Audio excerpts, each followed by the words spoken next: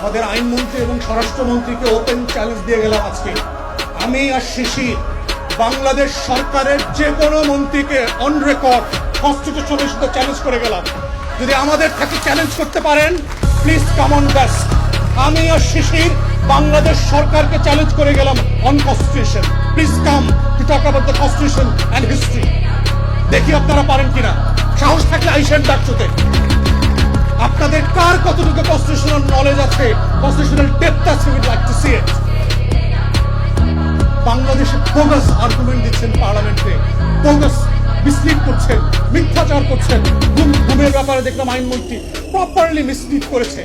And if there's a breach of oath, you should be dismissed. As a cabinet minister হিসেবে সে নেশনকে mislead করতে পারেন না। আমি নতুন করে একটা free Democratic independent sovereign Republic করবার জন্য প্রস্তাব করছি। রিপাবলিকের কথা বলা হয়েছে।